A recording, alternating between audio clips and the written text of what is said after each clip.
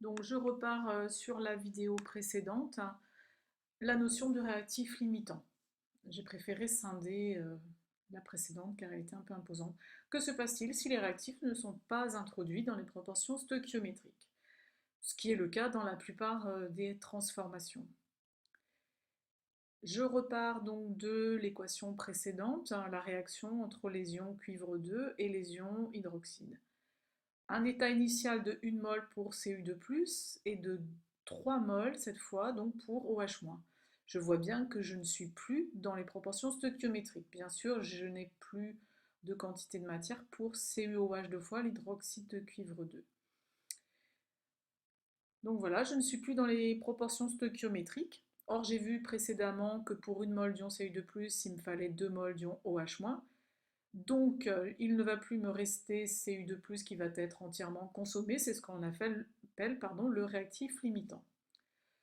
En ce qui concerne OH-, j'en avais 3 au départ, 3 mols. J'en consomme, enfin la réaction en consomme 2, donc il va m'en rester 1 mol. Maintenant, pour calculer la quantité de matière en produit formé, eh bien, celui qui limite la transformation va limiter également donc, la formation de produits. Donc, c'est Cu2+, qui me sert de référence. Or, j'ai consommé 1 mol et le coefficient stoichiométrique entre Cu2+, et OH- L de 1. Donc, je vais former également 1 mol de CuOH 2 fois. Donc c'est ce qui apparaît maintenant, donc à l'état final. 0, 3 moins 2, c'est-à-dire 1. Et ensuite pour CuOH 2 fois, eh bien je vais avoir 1 mol. On va s'intéresser maintenant à un autre cas, un tout petit peu différent, le suivant. J'ai cette fois 6 mols d'ion Cu2+, et 2 mols d'ion OH-. Je suis toujours dans un rapport de 3 et non de 2. Donc l'un des deux va être réactif limitant, pas les deux, parce que je ne suis plus dans un mélange stoichiométrique. Donc ici, je vois que pour faire réagir mes 2 mols, j'ai vu précédemment, faire réagir 2 mols, il me fallait une seule mol d'ion Cu2+. Donc je vois que cette fois c'est OH- qui est le réactif limitant. Il ne m'en restera plus à la fin, il va y avoir 0 mol. Par contre sur les 6, eh bien, je vais avoir une seule mol d'ion Cu2+, qui va avoir réagi, il va m'en rester 5. C'est toujours le réactif limitant donc, qui limite la formation de produits. Donc là, je suis dans le rapport 2 pour 1 en coefficient. Donc je vais avoir aussi une mol de CuOH 2 fois. C'est ce qui va apparaître. 0 pour OH-, 6 moins 1, c'est-à-dire 5 mols pour Cu2+, et ensuite 1 mol pour CuOH 2 fois. Le tableau d'avancement. Une nouvelle grandeur qui est importante. On va introduire du coup eh bien, une nouvelle notion, c'est la notion d'avancement justement. Et pour ce faire, on va revenir à la transformation précédente. Je vais supposer qu'effectivement ont été consommés 1 mol d'ion Cu2+. Je vais avoir 2 mols d'ion Cu2+, si je tiens compte consommé. On met des moins, cela indique que les espèces chimiques sont consommées. Ce qui est formé, ben, 1 mol de CuOH 2 fois, lui c'est un plus puisqu'effectivement lui apparaît. N'est pas consommé mais est formé. Donc si j'ai 2 mols d'ion Cu2+, qui ont réagi, ben, je vais écrire moins 2. Et ensuite, ben, si je vais avoir 2 mols d'ion, je vais avoir besoin de 2 fois 2, effectivement, moins 4 mols d'ion OH- vont avoir réagi avec ces 2 mols d'ion Cu2+. Maintenant, si je prends X mols d'ions qui ont réagi, ça me fait moins X, et pour OH-, eh bien, ça me fait moins 2X. L'avancement noté X va permettre de décrire l'évolution d'un système chimique. Il a pour unité la mol. On va l'utiliser pour construire le tableau d'avancement. Donc vous l'aviez à l'image tout à l'heure. Donc maintenant il y a on a simplement rempli N1, N2 et 0. Donc vous voyez dans la première ligne, vous avez l'équation de la réaction classique. Ensuite, vous allez avoir trois colonnes, enfin dans un premier temps, trois colonnes. L'état du système, il peut y avoir initial, final, enfin initial, intermédiaire et final. Ensuite, vous avez l'avancement en mol et ensuite la quantité de matière.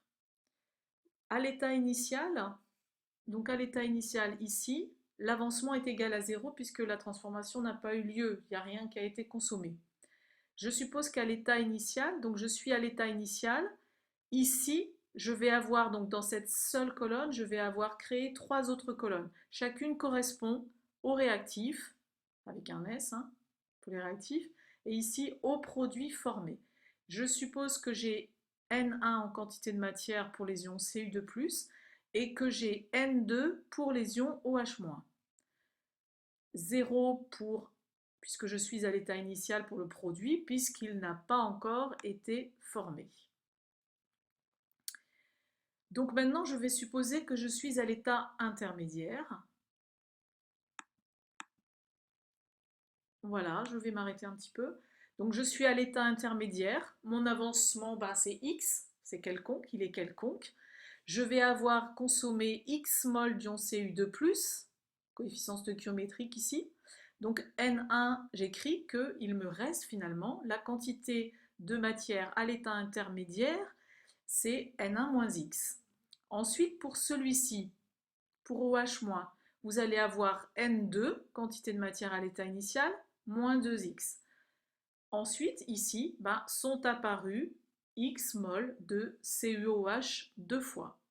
Maintenant, je vais m'intéresser à l'état final. Qu'est-ce qui s'est passé à l'état final? Eh bien, à l'état final, vous êtes dans ce que l'on appelle l'avancement maximal. C'est-à-dire que X va croître et vous atteignez sa valeur maximale. D'accord? C'est pour ça qu'ici on met X égale X max. Il ne peut plus augmenter. Il y a un des deux réactifs qui est devenu limitant, voire les deux si je suis dans les conditions stoichiométriques. Donc vous voyez ici, c'est comme pour l'état intermédiaire, vous écrivez N1 moins X max, N2 moins 2X max, puisque je fais attention au coefficient stoichiométrique, et ensuite X max. Donc maintenant, eh bien, vous avez introduit une nouvelle grandeur, c'est l'avancement maximal. Et pourquoi est-ce qu'il existe? Parce qu'au cours de la réaction, l'avancement va croître. Et lorsque l'un des réactifs devient limitant, la transformation s'arrête et X a atteint sa valeur maximale. Pour calculer les quantités de matière à l'état initial, eh bien, il nous faut calculer la valeur de X max.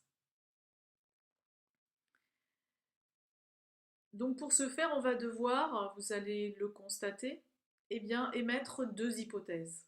Il faut déterminer, pour déterminer X max, on va déterminer dans un premier temps qui est réactif limitant.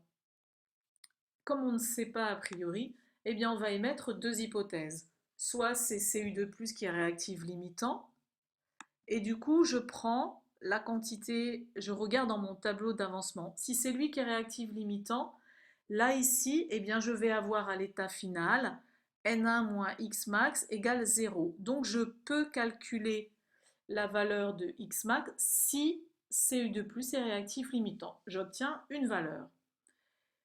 Maintenant, ça c'était ma première hypothèse. Maintenant, ça peut être OH- qui est réactif limitant. Donc je vais faire exactement la même chose. Si c'est OH- qui est réactif limitant, je regarde mon tableau d'avancement précédent. Eh bien, si c'est OH- le réactif limitant, alors vous allez avoir, donc ça c'est la quantité de matière, si c'est lui qui est réactif limitant, sa quantité de matière vaut 0. J'en déduis effectivement la valeur de X max. Vous avez deux valeurs possibles finalement pour X max. Il va maintenant falloir que je choisisse. Je vais prendre pour ce faire un exemple. Je vais prendre pour N1 la valeur de 5 mol et pour N2, je vais prendre la valeur de 6 mol. L'hypothèse 1, ça me fait en fait une valeur effectivement pour X max, c'est N1 égale à 5 mol. Maintenant pour l'hypothèse 2, je vais avoir une valeur de X max égale à 3 mol.